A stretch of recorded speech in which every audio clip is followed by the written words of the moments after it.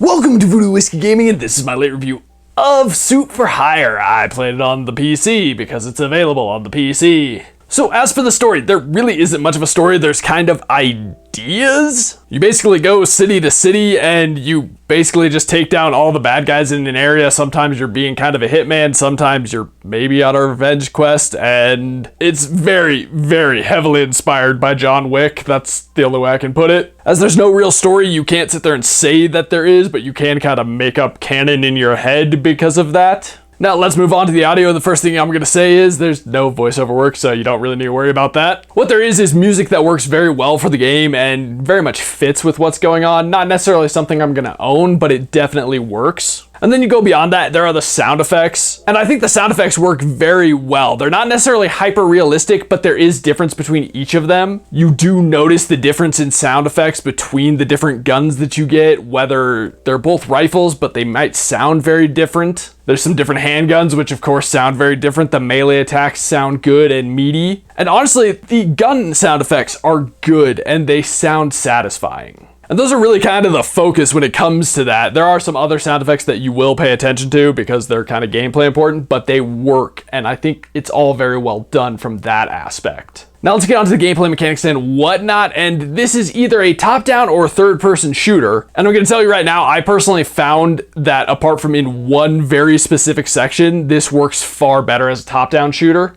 Given that enemies can and will be coming at you from all directions, the top-down view really helps. There was exactly one mission where I really needed the third-person view because this game being very heavily inspired by action movies, not just John Wick, but other ones, there's a hallway fight scene, and that was not the best mission in this game. I say that specifically just because I don't think melee is the strongest part of this game. I think the gunplay is the strongest part of this game. I died a lot there, and it took a long time to work through it, and when I first was doing it from the top-down, it gave me this weird side camera angle, which just didn't work great. So I did switch to third person for that, which worked far better. That being said, overall, top-down was far superior. I played with a controller because I love playing with controllers, and I will say that added something to the game because of the auto assist feature. It does help kind of lock on, which helps sell that fantasy that you are in fact John Wicking your way through this game. And that really is what this game is. You go mission to mission, location to location. Each location has multiple chapters, and at the end of each chapter, you are given a score. And that really is kind of the goal at the end of the day. This is a very arcadey game. You're trying to do the best you can. You're trying to unlock all sorts of stuff. You're trying not to die as much as I did, which I should point out, one of the reasons I found top-down useful and the whole 360 view as well as that hallway fight very difficult is because I was playing on like medium difficulty or whatever they call it, and 2 hits, you're gone. I'm sure if you crank up the difficulty, it's like 1 shot, you're gone. But either way, that in and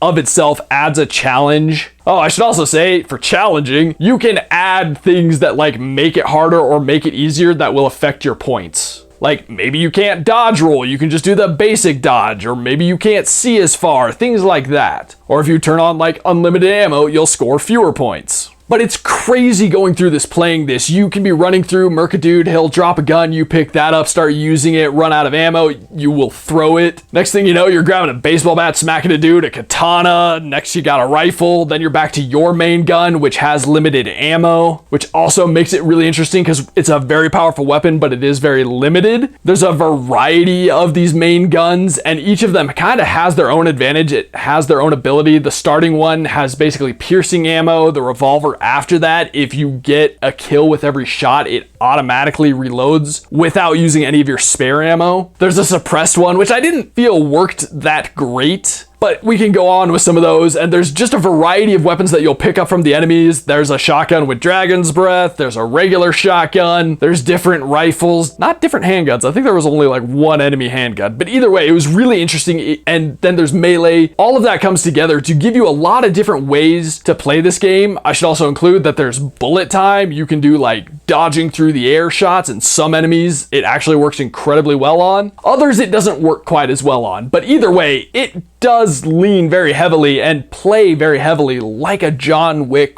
power fantasy, essentially. Now, all of that being said, I did have the level that sucked, and then I had another area where the lock-on aim assist didn't work great. For some reason, in just this one chapter of this level, the lock-on only worked like 30 to 40% of the time, so that got frustrating and challenging. But let's move on to the controls. And overall, I felt that they worked well. I don't think they were necessarily flawless, but they work more than well enough for the game. The only thing I felt was really poorly mapped out on the controller was that the right bumper was to grab and use somebody as a human shield, but then your right trigger is also your firing button. It makes it a little bit awkward to like do the human shield and firing at somebody kind of thing. Then we'll move on to the graphics and visuals, and there is nothing about this game trying to be hyper realistic. I did enjoy the level of customization in the character. I did enjoy the looks of the weapons. Yes, I obviously tried to make my character look more like me, long flowing hair and a goatee. But I did enjoy that you unlock different outfits, you unlock different weapons as you go through the game. I also just enjoyed the design of the game because it's not trying to be hyper realistic. It does have a very simplistic and cartoony art style, which makes it a little fun, I would say. It makes it feel a little less serious, but what you're doing at the same time is very serious, so it's kind of just this fun mashup of that. I also enjoyed the designs of the levels and their layouts. I think it's very obvious that once again, they took their inspiration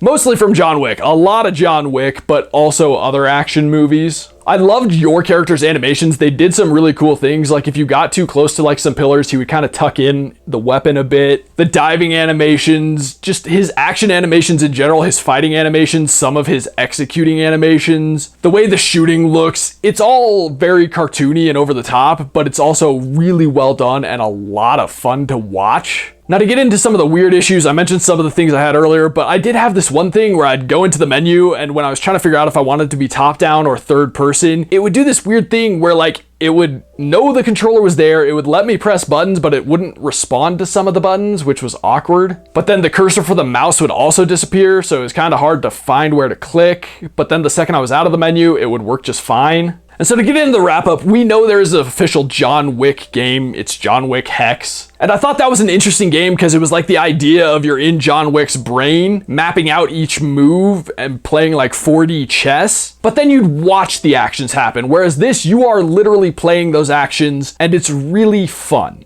It kind of took me a minute to get into it, but once I got into it, I really enjoyed this game. I honestly fully recommend this game. It was a lot of fun. If you are diehard, you need a story to get you through a game, well then this isn't exactly gonna work for you, but if you can appreciate a game for just the gameplay, this is definitely a game for you. Okay, so in the comments down below, why don't you tell me what is more fun to you? The idea of John Wick Hex, where you're like playing the 4D chess game, or a game where you are in real time living out the John Wick fantasy? As always, thanks for watching. If you enjoyed the video, please hit that like button. And if you like what I'm doing in general, share and subscribe. Have a good one.